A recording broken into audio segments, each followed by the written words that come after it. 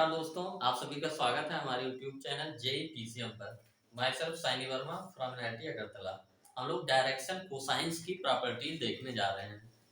Direction cosines हम लोगों ने देखा क्या होता है कि कोई वेक्टर आर, अगर आपका vector R X axis, Y axis and Z axis की पॉजिटिव डायरेक्शंस के साथ एंगल अल्फा, बीटा, गामा बना रहा हो, तो जो डायरेक्शन कोसाइंस होता है वो cos alpha, cos beta, cos gamma ही क्या होता है, डायरेक्शन कोसाइंस होता है। और हम लोगों ने देखा था कि अगर कोई पॉइंट P है, यानी कोई वेक्टर R है, OP वेक्टर R, जिसके कोऑर्डिनेट पॉइंट P के x, y, z दिए हो, तो cos अल्फा की वैल्यू हम लोगों ने निकाली थी x अपान मॉड r, और cos बीटा की वैल्यू होती है y upon mod r, and cos gamma की वैल्यू होती है z अपान मॉड r। और अगर पॉइंट P के कोऑर्डिनेट x, y, z है, तो OP जो मैग्नीट्यूड वेक्टर होगा √x² + y² + z², ये हम लोग भी जानते हैं। तो अब प्रॉपर्टीज हम लोग देखेंगे, प्रॉपर्टीज देखेंगे डायरेक्शन कोसाइंस की, और इसको हम LMN से भी रिप्रेजेंट करते हैं, यानी cos अल्फा क्या होता है L, cos beta M and cos gamma N होता है। तो if LMN are direction cosines of vector OP equal to R and the point P has its coordinate x, y, z, तो हम लोग एक एक करके प्रॉपर्टीज देखते हैं। तो पहली प्रॉपर्टी सिंपल सी ये हम लोग देख लेते हैं कि अगर जो है आपका ओपी वेक्टर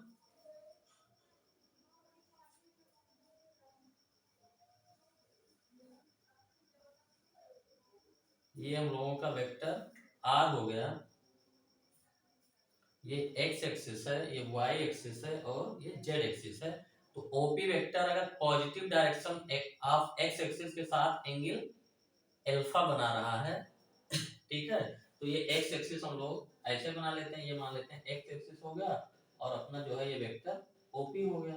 तो ये एंगल जो है अल्फा बना रहा है positive direction of x axis के साथ। तो अगर इस वेक्टर ओपी को हम लोग रिवर्स करते हैं, यानी पीओ वेक्टर को अब हम लोग देखना शुरू कर दें, पीओ वेक्टर, ठीक है। तो हम लोग क्या देखना चाहते हैं, पीओ वेक्टर। ये PO vector positive direction of x axis के साथ कितना एंगल बना रहा है, तो पॉइंट पी ये है, पॉइंट पी ये है आपका, ओ ये हो जाएगा, तो पीओ वेक्टर आपका ये हो जाएगा। तो पीओ वेक्टर का जब आप एंगल देखेंगे positive direction of x axis के साथ, तो आपका एंगल ये हो जाएगा। ये अगर ये एंगल पहले अल्फा था वहां पे, तो जो पीओ एंगल बनाएगा positive direction of x axis के साथ, वो क्या होगा, पाई माइनस अल्फा। तो कहना क्या चाहते हैं कि अगर वेक्टर ओपी का डायरेक्शन कोसाइन अल्फा है, तो यानी अगर वेक्टर ओपी आपका positive direction of x axis के साथ एंगल अल्फा बना रहा है, तो इसका just opposite vector PO positive direction of x axis के साथ एंगल क्या बनाएगा आपका, पाई माइनस अल्फा। दो वेक्टर्स के बीच में जो एंगल लिया जाता है, ये पॉजिटिव, इसको OX को भी हम लोग अगर वेक्टर मान ले, तो दोनों के जो है इसके बीच में एंगल लिया जाता है डायरेक्शंस के बीच में। तो ये वेक्टर आपका OP ये है और ये वेक्टर ये है, तो ये एंगल आपका पाई माइनस अल्फा। तो पहला पॉइंट हम लोगों को ये समझ में आया,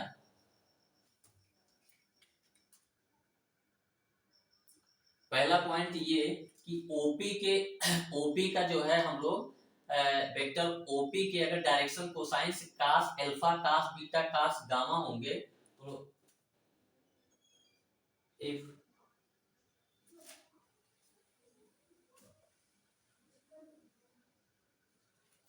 if direction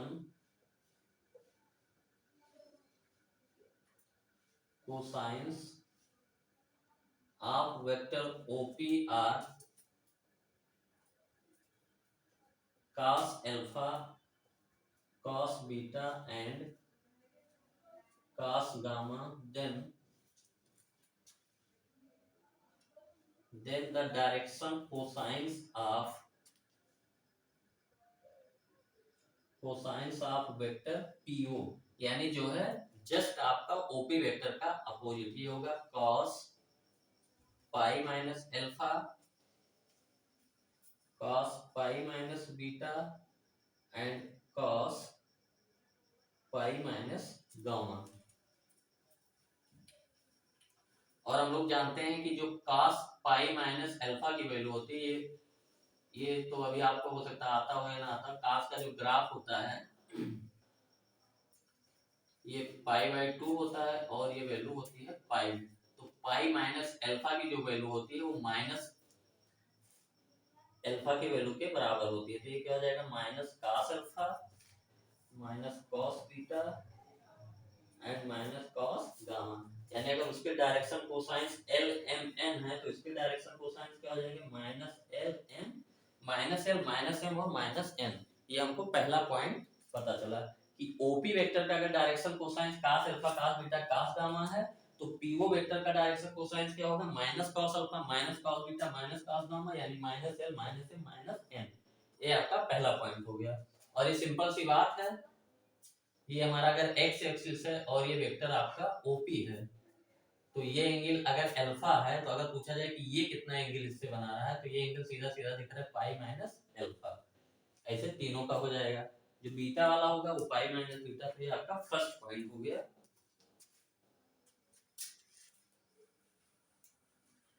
एक एक पॉइंट हम लोग देखते चलेंगे और उसको प्रूव भी करते चलेंगे।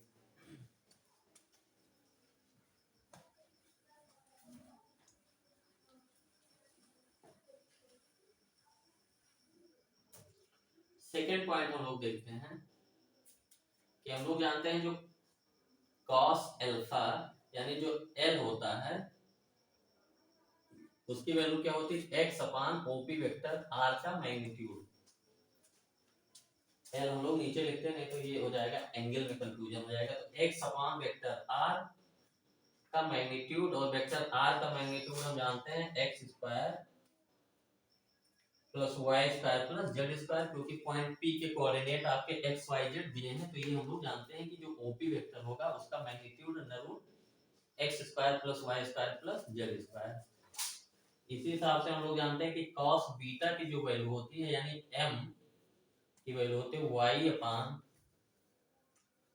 Under root x square plus Y square plus Z square, और cos गामा की जो वैल्यू होती है वो z upon under root x square plus Y square plus Z square. ये होता है n। यानी एल एम एन की वैल्यू हम लोगों ने यहाँ लिख दी। अब हम लोग क्या देखते हैं कि L square plus M square plus N square की वैल्यू निकालना चाहते हैं। L square plus M square plus L की वैल्यू क्या है, X upon under root x square plus Y square plus Z square, इस पूरे का होल स्क्वायर हो गया, प्लस इसका स्क्वायर यानी y upon under root x square plus Y square plus Z square का whole square plus z upon under root x square plus Y square plus Z square का whole square. हम लोग जो direction cosines है l M n इसके square का sum निकालना चाहते हैं। L square plus M square plus l square, ये हमारा क्या आ गया, ऊपर x है तो ऊपर आ गया एक्स स्क्वायर और नीचे अंडर रूट लगा है पहले से, स्क्वायर करेंगे तो अंडर रूट केवल हट जाएगा, हो जाएगा X square plus Y square plus Z square. ये ऊपर y है तो ये वाई स्क्वायर हो गया, और सॉरी ये रूट हट जाएगा तो X square plus Y square plus Z square, और ये हो जाएगा X square plus Y square plus Z square. अब यहाँ से हम लोग ये L square M square plus N square, denominator बराबर है तो न्यूमरेटर जुड़ जाएगा आपका, तो न्यूमरेटर हो जाएगा X square plus Y square plus Z square, और डिनोमिनेटर भी आपका होगा X square plus Y square plus Z square. ये है आपका L square plus M square plus N square की वैल्यू, और X square plus Y square plus Z square ऊपर भी नीचे भी, तो ये कैंसिल होकर क्या आ गया, 1 आ गया। यहाँ से हमको क्या पता चला कि L square plus M square plus N square की वैल्यू क्या होती है, 1 होती है। तो अब हम लोग यहाँ पे स्टेटमेंट लिखेंगे। जो सेकंड पॉइंट हमारा क्या है, फार्मूला कि cos square alpha plus cos square beta plus cos square gamma की वैल्यू क्या होती है, 1 होती है। चाहे आप ऐसे लिखें चाहे आप लिखें कि L square plus M square plus N square की वैल्यू क्या होती है 1। ये हमारा सेकेंड पॉइंट हो गया।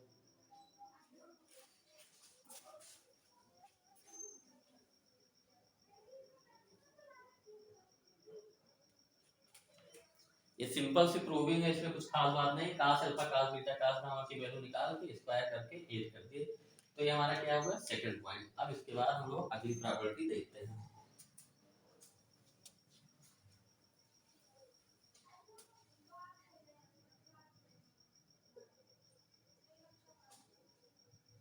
पॉइंट पी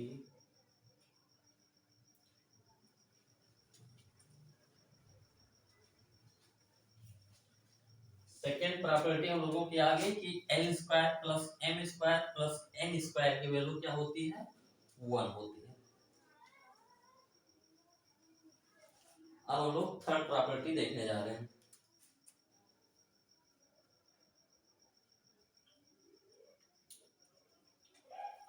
हम लोग थर्ड प्रॉपर्टी हम लोग देखते हैं कि cos अल्फा की वैल्यू हम लोगों ने क्या लिखा x अपान वेक्टर r का मैग्नीट्यूड, और cos बीटा हम लोगों ने क्या लिखा y अपान वेक्टर r का magnitude,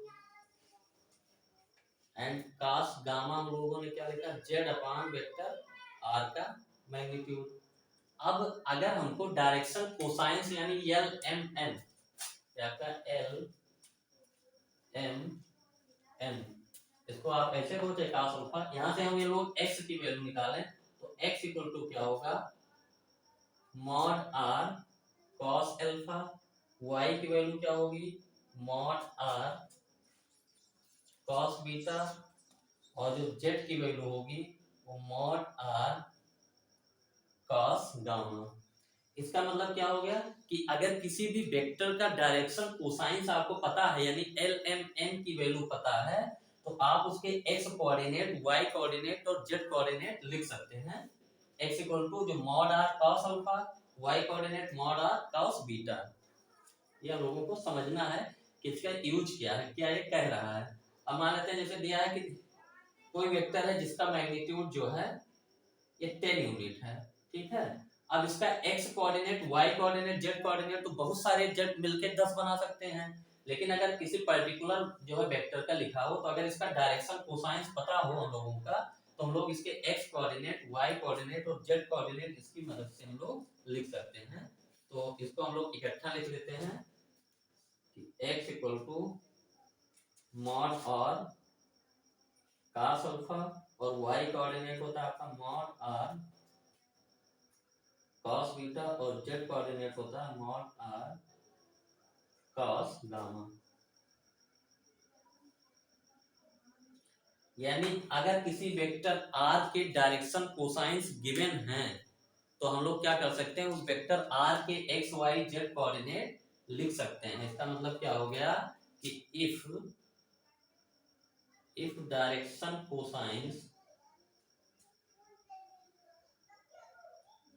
cosines of a vector r and its magnitude are given, then we can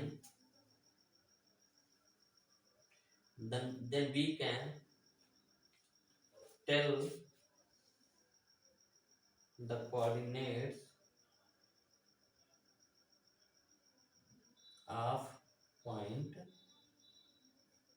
P, और आपका क्या है जो OP वेक्टर है वही वेक्टर आपका क्या है R है। तो इसका सीधा मतलब ये हुआ कि अगर आपका वेक्टर R का मैग्नीट्यूड पता है और उसके डायरेक्शन कोसाइंस पता है cos alpha cos beta cos gamma, तो हम लोग इसके x y z कोऑर्डिनेट लिख सकते हैं। तो इसमें हम लोगों ने जो करना है वो हम लोगों का क्या मतलब है ये निकल रहा है कि आपको r का मैग्नीट्यूड पता है और डायरेक्शन कोसाइंस पता है, तो आप ये बता सकते हैं कि उसके x y z कोऑर्डिनेट कितने रहे होंगे। तो ये आपका थर्ड पॉइंट हो गया।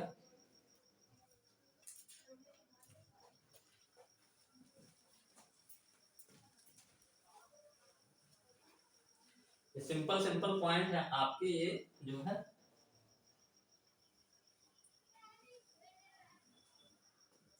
फोर्थ पॉइंट आपका,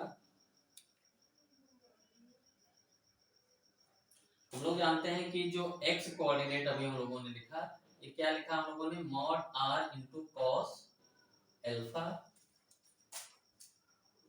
वाई कोऑर्डिनेट हम लोगों ने mod R into cos beta, और जेड कोऑर्डिनेट हम लोग लिखते हैं मॉड आर कॉस गामा। और हम लोग जानते हैं जो ओपी वेक्टर है, यानी वेक्टर आपका आर, और जो पी पॉइंट के कोऑर्डिनेट है एक्स वाई जेड। तो अगर किसी पॉइंट P के जो कोऑर्डिनेट पता है तो OP वेक्टर हम लोग कैसे लिख सकते हैं, OP equal to X I cap plus Y J cap plus Z K cap. तो अब आपका OP वेक्टर तो ये हो गया। अब इसी OP वेक्टर को हम लोग लिखने का तरीका देख रहे हैं। ये कोऑर्डिनेट्स गिवन है, अगर एक्स वाई जेड कोऑर्डिनेट आपके पॉइंट P के हैं तो OP वेक्टर एक्स आई प्लस वाई जे प्लस जेड के हो गया। अब मानते हैं कि ये कोऑर्डिनेट्स नहीं गिवन है, डायरेक्शन कोसाइंस आपके गिवन है, डायरेक्शन कोसाइंस गिवन है, तब हमको वेक्टर OP को लिखना है। तो वेक्टर OP बराबर क्या हो जाएगा आपका, ये x जो है, x की जगह पे क्या लिखेंगे, mod r cos alpha, mod r cos alpha, और ये क्या होगा आई कैप, प्लस y की जगह हम लोग क्या लिखेंगे, mod r cos beta j cap plus mod r cos gamma j cap. ये हम लोगों का क्या हो गया कि वेक्टर OP को लिखने का तरीका, इसमें कोऑर्डिनेट्स नहीं गिवन है, क्या गिवन है, डायरेक्शन कोसाइंस गिवन है। और इसको अगर आप इसकी जगह पे एल एम एन लिखें तो ये हो जाएगा आर मैग्नीट्यूड एल आई कैप प्लस आर का मैग्नीट्यूड एम जे कैप प्लस आर का मैग्नीट्यूड एन के कैप। और यहां से आप जो है देखिए आर का मैग्नीट्यूड जो है पूरे वेक्टर में कॉमन है, ये आपका क्या बन गया, एल आई कैप प्लस एम जे कैप प्लस एन के कैप। यानी किसी वेक्टर को लिखने का ये तरीका हो गया आपका, कब, जब उसके कोऑर्डिनेट्स ना गिवन हो के आपको क्या गिवन है, डायरेक्शन कोसाइंस गिवन है। तो हम लोग इसको क्या लिखेंगे कि अगर किसी भी वेक्टर्स के कोऑर्डिनेट ना देके डायरेक्शन कोसाइंस गिवन हो तो हम लोग उस वेक्टर OP को कैसे लिख सकते हैं। यानी यहाँ पे हम लोग एक पॉइंट लिख लेते हैं, ये आपका थर्ड या फोर्थ पॉइंट था जो भी रहा हो।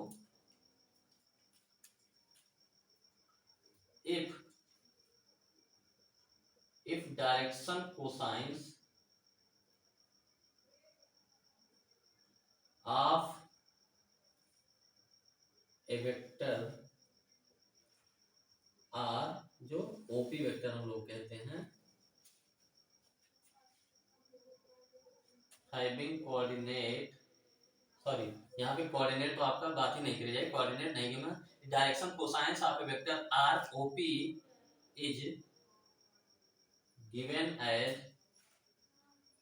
cos alpha cos beta cos gamma L M N. यानी क्या है, वेक्टर आपके आर का वेक्टर OP के डायरेक्शन कोसाइंस आपको गिवन है, ठीक है, कोऑर्डिनेट्स नहीं गिवन है। कोऑर्डिनेट्स गिवन होते हैं तो हम लोग इस तरीके से वेक्टर आर को लिख लेते हैं, लेकिन यहाँ पे डायरेक्शन कोसाइंस गिवन कर सकते हैं। ए दिया है गिवन है cos alpha cos beta cos gamma, then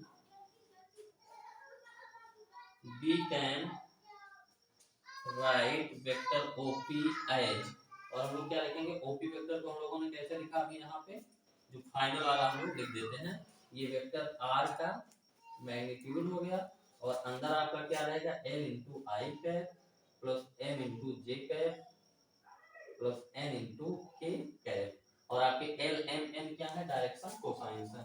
तो ये सब आपका सिंपल सिंपल फार्मूला है, ये सब यूज होगा और इस पे क्वेश्चन डायरेक्टली बनता है, ऐसा कुछ नहीं है। लेकिन हम लोग इसको समझ समझ के जब करते हैं तो एकदम से आसान हो जाता है। ये आपका फोर्थ पॉइंट हो गया।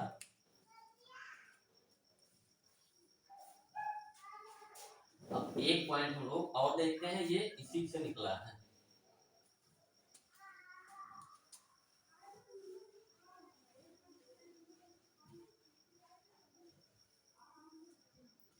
ये अगर फोर्थ पॉइंट रहा होगा तो ये आपका नेक्स्ट पॉइंट क्या होगा, ये फिफ्थ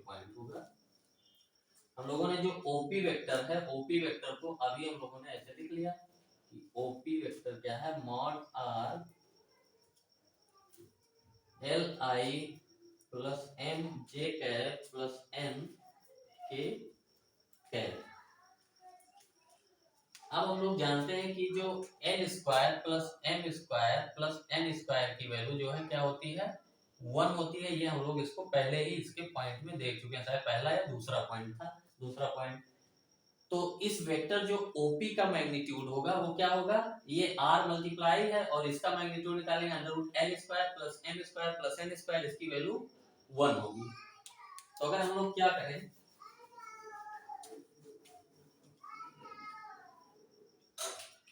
OP वेक्टर में हम लोग क्या करते हैं, OP वेक्टर के मैग्नीट्यूड से डिवाइड कर देते हैं, ठीक है। तो दोनों साइड और OP वेक्टर का मैग्नीट्यूड आपका क्या है, वो वेक्टर R का मैग्नीट्यूड यही है। तो ये हो जाएगा L I plus M J plus N K, ठीक। तो ये जो है किसी भी वेक्टर को उसके मैग्नीट्यूड से डिवाइड करने पर हमको क्या मिलता है, उस वेक्टर के अलोंग यूनिट वेक्टर मिलता है और उसको ओपी कैप हम लोग लिखते हैं। और ओपी को आर आर का मॉड खत्म हो गया, ये क्या आपका है L I plus M J plus N K, ये आपका क्या हो गया, ये unit vector along the direction of vector OP. जो आपका वेक्टर आर था, वेक्टर ओपी था, उसके अलोंग में यूनिट वेक्टर है ये। क्योंकि इसका मैग्नीट्यूड आप निकालेंगे तो आई कैप ये under root L square plus M square plus N square और l square plus M square plus N square की वैल्यू क्या है, 1 है। तो ये क्या लिखा है आपका, unit vector in the direction of the vector R, in the direction of vector r which direction cosines are L M and N respectively। यानी ये फिफ्थ पॉइंट आपका अगर है, तो किसी भी वेक्टर के अगर आपका डायरेक्शन कोसाइंस पता हो तो उस वेक्टर के अलोंग हम लोग क्या कर सकते हैं, यूनिट वेक्टर लिख सकते हैं। तो इसमें हम लोगों ने जो प्रॉपर्टीज देखा, अब इतनी ही प्रॉपर्टीज है। प्रॉपर्टीज पहली हम लोगों ने देखा, समराइज कर लेते हैं कि जो वेक्टर ओपी के अगर कास alpha cos beta cos gamma आपका जो है डायरेक्शन कोसाइंस है, तो वेक्टर पीओ जो होगा उसका जस्ट अपोजिट उसका होगा minus cos alpha minus cos beta minus cos gamma. यानी उसके एल एम एन है तो उसका minus L minus M minus N होगा। दूसरी बात हम लोगों ने देखा कि L square plus M square plus N square की वैल्यू क्या होती है, 1 होती है। और फिर हम लोगों ने देखा कि किसी भी वेक्टर को उसके डायरेक्शन कोसाइंस के टर्म में रिप्रेजेंट किया जा सकता है। एक तरीका तो ये हो गया कि वेक्टर के आपके जो है एंड पॉइंट के कोऑर्डिनेट पता हो, पॉइंट पी के एक्स कामा वाई कामा जेड। तो अगर वेक्टर पॉइंट पी के एक्स कामा वाई कामा जेड कोऑर्डिनेट पता है तो वेक्टर का क्या हो जाएगा आपका ओपी वेक्टर एक्स आई प्लस वाई जे प्लस जेड के। लेकिन हम लोग इसको रिप्रेजेंट कर लिए थे कि कोऑर्डिनेट नहीं पता है, तब भी हम लोग डायरेक्शन कोसाइंस के टर्म में लिख लिए, ये प्रॉपर्टी होगी। और ये प्रॉपर्टी ये हम लोगों ने लिखा कि अगर डायरेक्शन कोसाइंस पता है किसी वेक्टर का तो उस वेक्टर के डायरेक्शन में हम लोग यूनिट वेक्टर जो है लिख सकते हैं। तो ये डायरेक्शन कोसाइंस की प्रॉपर्टीज हो गई, एकदम सिंपल सिंपल प्रॉपर्टीज। हम लोगों ने एक एक प्रॉपर्टीज को प्रूव कर लिया है। तो इसमें इतना ही रखते हैं।